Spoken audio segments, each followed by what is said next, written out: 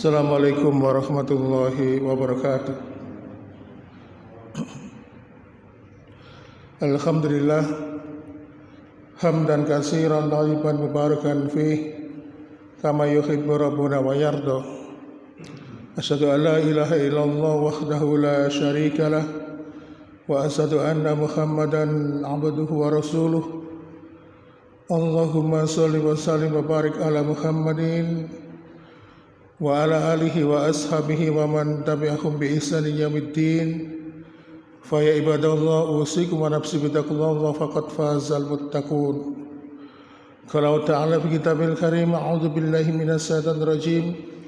Ya ayyuhalladzina amanu taqullaha haqqa tuqatih wa la tamutunna illa wa antum muslimun. Alhamdulillah, senantiasa kita bersyukur kepada Allah Subhanahu wa taala yang telah memberikan berbagai macam kenikmatan kepada kita. Kadang-kadang kita sampai lupa bahwa apa yang kita nikmati dalam kehidupan itu adalah nikmat dari Allah Subhanahu wa taala. Maka para ulama pernah menyampaikan bahwasannya tidak ada harga yang pantas untuk membayar semua kenikmatan dari Allah Subhanahu wa taala kecuali kenikmatan itu senantiasa dibayar dengan meningkatkan iman dan takwa kepada Allah Subhanahu wa taala. Karena apa? Para sahabat dulu itu diberikan contoh oleh Rasul ketika membaca surat Hud ayat 15 dan 16. Mereka itu khawatir jangan-jangan nikmat yang telah Allah berikan itu bisa menggugurkan amal ibadah mereka. Maka untuk menepis kekhawatiran dan ketakutan itu, maka setiap merasakan nikmat dari Allah selalu dibarengi dengan meningkatkan iman dan takwa kepada Allah Subhanahu wa taala. Mungkin wujud yang paling sederhana adalah kita senantiasa melaksanakan perintah-perintah Allah dan Rasul-Nya dan menjauhi apa-apa yang telah dilarang oleh Allah dan Rasul-Nya. Baiklah jemaah sekalian, tadi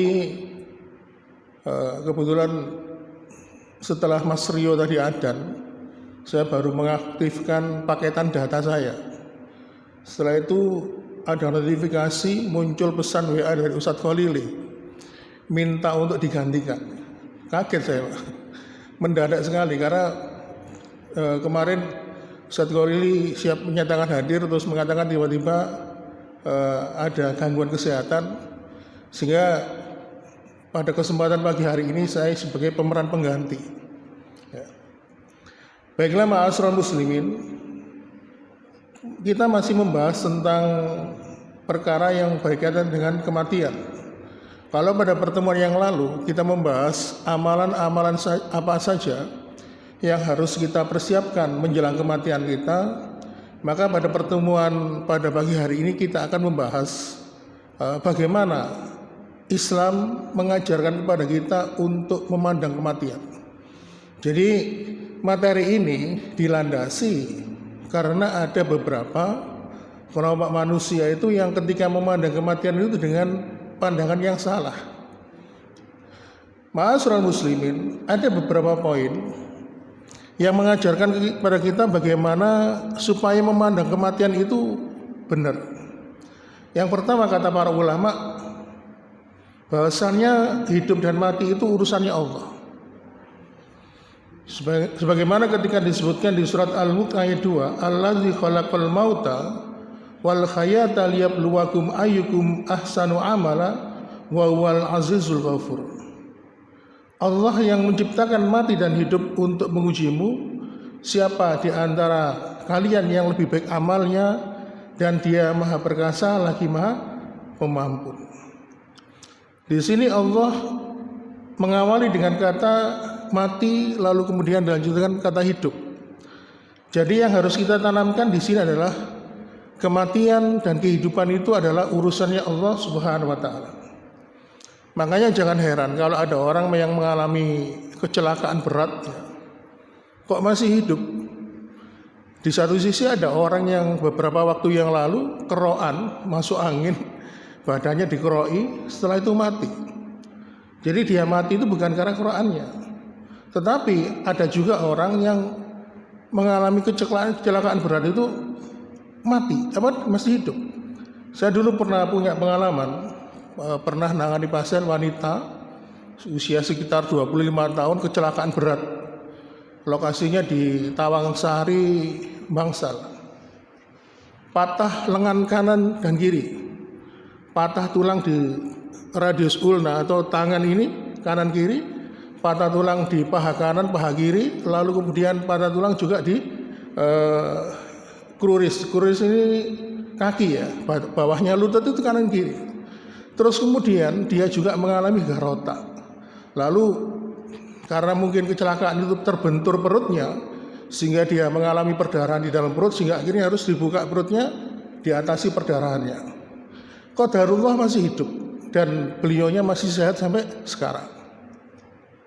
Nah, ini contoh bahwa kalau kita melihat kacamata secara awam, secara manusiawi, dengan kondisi kecelakaan itu pasti dia akan mati, tapi ternyata dia masih diberikan kehidupan oleh Allah Subhanahu wa taala. Ini menunjukkan bahwa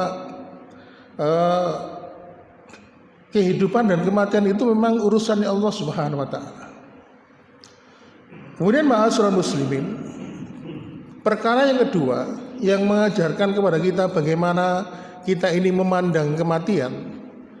Kata para ulama, yang kedua adalah kematian itu bukan khusus menimpa kepada seseorang, tetapi kematian itu menimpa kepada semua orang. Jadi kalau misalnya ada suaminya atau anaknya yang meninggal dunia, lalu sang anggota keluarga yang lain, mungkin ibu atau istrinya, menyalahkan, kenapa engkau harus mati? Kenapa engkau harus meninggalkan aku? Padahal Allah Subhanahu wa taala menyampaikan di dalam surat Ali Imran ayat 185, kullu nafsin dha'iqatul maut, sesungguhnya setiap yang bernyawa pasti akan mati. Artinya mereka yang menangisi orang yang mati tentu suatu saat akan mati. Jadi bisa jadi mereka yang sekarang menangis meraung-raung sejadi-jadinya menyesalkan kepergian anggota keluarganya, suatu saat dia juga akan mati. Maka ma'asyiral muslimin, kematian itu tidak hanya terkhusus kepada orang beriman, orang-orang fajir seperti Namrud, Fir'aun dan sebagainya juga mati. Kemudian perkara yang ketiga, kata para ulama untuk mengajarkan kepada kita bagaimana tentang memandang kematian itu, yang ketiga adalah, poin yang ketiga adalah ketika kita mendengar berita kematian, maka kita harus atau disunahkan mengucapkan kalimat istirja. Apa itu kalimat istirja? Yaitu kalimat yang isinya mengajarkan kepada kita mengembalikan semua urusan hanya kepada Allah Subhanahu wa taala. Maka kita harus ingat bahwa orang yang meninggal itu adalah milik Allah, dan tentu diri kita juga miliknya Allah Subhanahu wa taala. Dan kalimat istirja itu sering kita ucapkan, innalillahi wa inna ilaihi raji'un. Sesungguhnya kami berasal dari Allah, maka suatu ketika kami akan kembali kepadanya. Nah, ini ada sebuah contoh yang menarik untuk memahami bagaimana tentang istirja ini. Ada seorang wanita yang mulia yang bernama Ummu Salamah. Ketika dia ditinggalkan suaminya yang bernama Abu Talha, di mana waktu itu dia mengajarkan konsep istirja ini. Jadi suatu ketika Abu Talha ini kan berperang bersama kaum muslimin. Nah, suatu ketika lalu datang kabar ternyata peperangan sudah berakhir, kaum muslimin akan segera pulang. Di satu sisi putra dari Ummu Salamah ini sakit, sehingga akhirnya karena sakit itu meninggal dunia. Lalu Ummu Salamah berpesan kepada anggota keluarga yang lain, jangan sampai kamu beritakan kematian putraku ini kepada suamiku, cukup aku saja yang menyampaikan kepadanya. Lalu kemudian Ummu Salamah itu dandan, Pak, seperti wanita yang berdandan berhias menyambut kedatangan suaminya. Lalu kemudian datanglah suaminya Tolha itu. Karena laki-laki ini sudah beberapa bulan pergi dari rumah untuk berperang, sehingga akhirnya malam itu diservis, ya, terjadi percampuran suami dan istri. Lalu keesokan paginya suaminya nanya, kemana anak kita? Oh, dia lagi tidur, tenang aja, dia lagi di dalam kamarnya sedang tidur.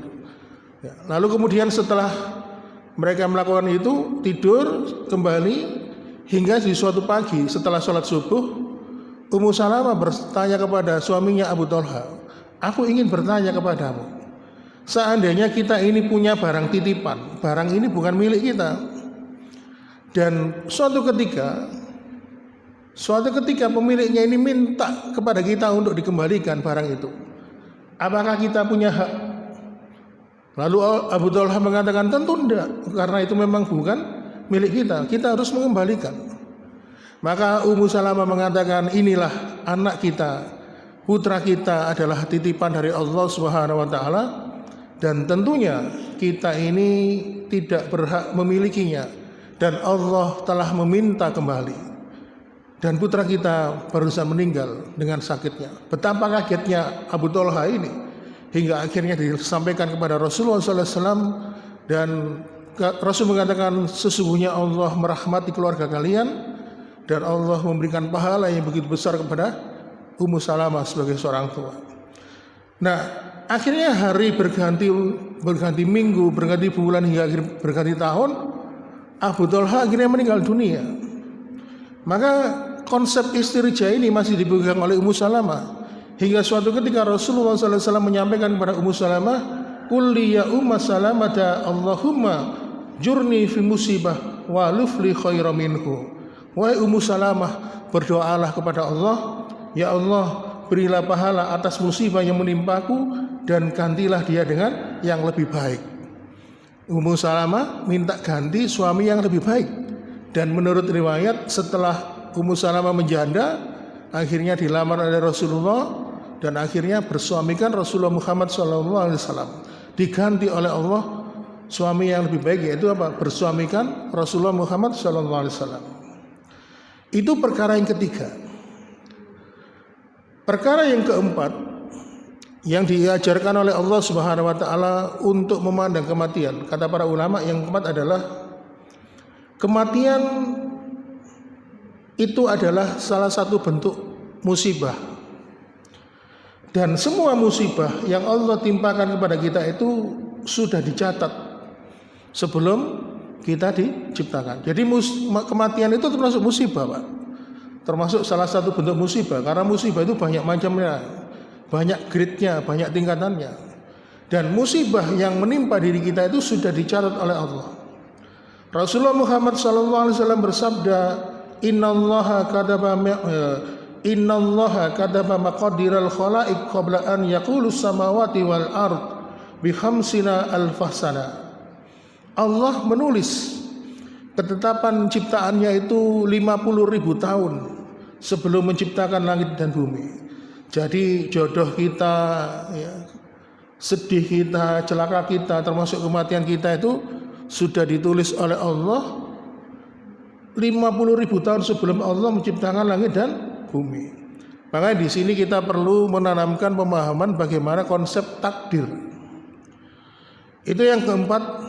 Kemudian yang kelima, Allah mengajarkan kita bagaimana memandang kematian itu. Yang kelima adalah bahwasannya kita harus memahami sisi positif dari musibah. Bahwasannya Allah dengan musibah ini memberikan rasa sayang kepada kita, ya. Jadi kalau misalnya kita ini diberikan musibah, maka seakan-akan diri kita itu menganggap musibah itu sesuatu yang buruk untuk diri kita. Tetapi Allah mempunyai kacamata yang lain. Kalau Allah mencintai seorang hamba, maka dia akan diberikan ujian atau diberikan musibah. Innallaha idza haba abdan iftalahu. Allah jika senang dengan hambanya, maka akan mengujinya dengan musibah. Faman radhiya falahu ridha wa ma saghida falahu sukhtuh. Kalau dia ridha, maka Allah senang. Tetapi kalau dia putus asa, maka Allah akan benci kepadanya. Ini perkara yang kelima. Perkara yang keenam, yang mengajarkan bagaimana kita ini memandang kematian, bahwasannya perkara yang keenam adalah kehidupan manusia itu terbatas di dunia ini, dan kita tidak bisa meminta tambah usia. Jadi walaupun kita ini menjumpai ada orang-orang yang berusaha menahan kematian, seperti orang-orang yang diberikan kekayaan itu, sampai donor atau melakukan transplantasi organ dengan harapan untuk hidup kembali, ya paling mentok nggak bisa lebih dari umur sekian, mungkin 80, mentok 100 tahun, nggak bisa menambah usia, karena memang takdir kematian manusia itu di dunia sudah ditetapkan. Makanya kenapa Allah Subhanahu wa taala di dalam surat Al-Munafikun ayat ke-11, Allah Subhanahu wa taala berfirman, walan yuakhirullahu nafsan idza jaa ajaluha wallahu khabirum bima ta'malun. Dan Allah tidak akan menunda kematian seseorang apabila takdir kematiannya telah datang, dan Allah mengetahui terhadap apa yang kamu kerjakan. Jadi kalau misalnya takdir kematian itu sudah datang, tidak bisa dimajukan, tidak bisa dimundurkan. Walaupun orang itu berusaha melakukan upaya apapun, tidak bisa. Makanya kenapa Allah Subhanahu wa taala memberikan sindiran kepada orang-orang yang enggan menjumpai kematian di dalam surat Yasin ayat 78, wa daraba lana masala wa nasiya khalqah qala may yuhyi idzama wa hiya rahmim. Dan dia membuat perumpamaan bagi kami dan melupakan asal kejadiannya, lalu dia berkata, siapakah yang dapat menghidupkan tulang belulang yang telah hancur? Itu yang ke-6. Perkara yang ke-8, para ulama menyebutkan Allah mengajarkan kepada kita memandang kematian adalah bahwasannya kematian itu satu, tetapi banyak penyebabnya. Jadi kematian itu hanya satu, sebabnya macam-macam. Ada yang karena sakit, ada yang karena kecelakaan. Kecelakaan ini dibagi beberapa sebab ya. Ada yang tertimpa reruntuhan seperti beberapa kasus kemarin, seperti gempa atau bangunan roboh, tertimpa reruntuhan, bangunan meninggal dunia. Ada juga yang sekarang ini lagi hangat-hangatnya banjir di Sumatera Utara, banyak mereka yang tenggelam ya, karena kena banjir bandang. Ada yang kecelakaan lalu lintas, bahkan ada yang nggak ngapa-ngapain pun mati, Pak ya. Ada yang sedang baca koran, ada yang sedang nonton TV, bahkan orang yang tidur pun bisa mati. Oleh karena itu, ma'asyiral muslimin, Rasulullah menyampaikan, kullu ibnu Adam wa ala janitis atun wa tis'una al manaya fa in as-sa'at manaya ashabahul haram. Nabi mengatakan, setiap anak Adam itu dia berdiri, dia diikuti oleh 99 sebab kematian. Ketika dia sudah menyentuh batas, ada satu sebab yang dia tidak bisa melewatinya, yaitu al-haram, kondisi tua dan renta. Jadi sebab-sebab kematian itu ada 99 sebab. Ada sebab pertama, ada sebab kedua. Kalau misalnya ada bayi baru lahir mati, berarti dia meninggal pada sebab pertama. Kalau ada anak usia TK meninggal dunia, berarti dia meninggal pada sebab kedua. Nah, 99 sebab kematian itu ada yang melewati. Ada yang mampu melewati 99 sebab kematian itu, tetapi ada satu batas yang tidak mampu dilewati manusia, yaitu al-haram, tua dan renta. Jadi kalau dalam ilmu kedokteran, tua dan renta itu namanya geriatri, perawatan pada usia jompo. Makanya kenapa di panti jompo itu hanya merawat orang-orang yang sudah tua dan renta. Kalau sudah kondisi seperti ini, hanya bisa memenuhi 4 kebutuhan dasar, Pak. Makan, minum, mandi, ya, terus BAK dan BAB. Dan keempatnya ini kalau sudah tua dan renta, dia tidak bisa melaksanakan sendiri, harus dibantu oleh orang lain. Setelah itu prosesnya, namanya kalau kita melihat pohon bambu, Pak, kalau sudah berumur semakin retas dan getas, ya. Begitu juga dengan orang yang sudah tua dan renta, usia geriatri, usia jompo, maka tubuh manusia itu juga akan melemah dan akan berhenti dengan sendirinya. Kadang-kadang saya itu pernah sampai diajak teman saya ke rumahnya. Dia itu mengeluh, bapak saya itu loh bolak-balik masuk rumah sakit, nggak sembuh-sembuh, kenapa sih? Coba saya baca resume mediknya, saya baca diagnosanya geriatri. Wah, kalau sudah dokter mendiagnosa geriatri ini, berarti kondisinya jompo, sudah tua dan renta. Maka ibaratnya, saya kasih pengertian teman saya, maka ibarat sebuah kayu, dia akan getas retas, ya. Kalau sudah tua, maka seluruh fungsi organ tubuh akan berhenti dengan sendirinya. Akhirnya baru paham. Sebelum saya kasih pemahaman itu, dia suka nyalakan rumah sakit. Mosok bolak-balik masuk rumah sakit kok gak sembuh-sembuh. Memang karena usianya sudah tua dan renta. Ma'asyiral muslimin wa sumratal mu'minin rahimakumullah. Makanya kadang-kadang kalau kita ini memahami sebab-sebab kematian, kita harus menyadari bahwasalnya kematian itu satu, sebabnya banyak. Ma'asyiral muslimin, kemudian yang ke-8, yang poin yang terakhir, bagaimana kita ini memandang dan memahami kematian. Yang ke-8 kata para ulama, apabila kita menjumpai kematian pada seseorang, maka ambillah ibrah atau pelajaran darinya. Jadi ada 2 hadis, ya. Hadis ini juga diperdebatkan kesohihannya. Ada yang mengatakan lemah, ada yang mengatakan sahih, tetapi beberapa riwayat ada yang menguatkannya. Hadis dari Abi Dzar Al-Ghifari radhiyallahu an, "Zurul kubur, berziarahlah kalian ke kuburan, fa innaha tudzakiru kumulatif akhirah." Karena hal itu bisa mengingatkan kalian kepada akhirat. Waqshilil mauta fa inna muajalata jazadin hawin mau'idatun balighatun. Dan biasakanlah kamu memandikan orang-orang yang sudah mati. Kalau kamu sudah biasa ngurus orang yang mati, maka itu merupakan pelajaran yang dapat meresap ke dalam hatimu. Wa sholli 'alal janais la 'ala zalika yuhzinuka.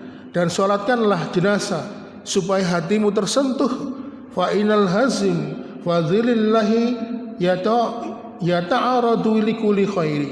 Karena sesungguhnya orang yang sedih itu berada dalam naungan Allah kelak pada hari kiamat, dan dia akan mendapatkan kebaikan. Jadi dari hadis ini kita mendapatkan pelajaran 3 perkara minimal. Yang pertama, sering-seringlah berziarah kubur bagi laki-laki.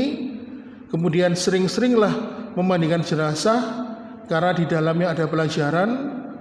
Dan kemudian yang ketiga, sering-seringlah ikut sholat jenazah. Karena apa?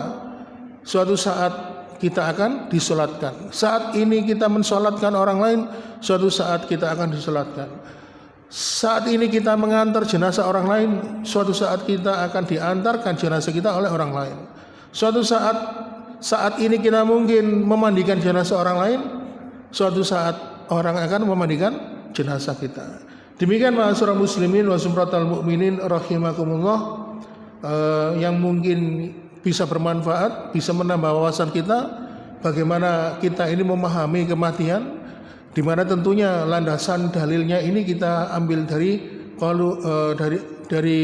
Al-Qur'an dan As-Sunnah. Mudah-mudahan bisa memberikan manfaat. Mohon maaf bila kekurangan. Kita tutup dengan doa kafaratul majelis. Subhanakallahumma wa bihamdika asyhadu an la ilaha illa anta astaghfiruka wa atubu ilaik. Wassalamualaikum warahmatullahi wabarakatuh.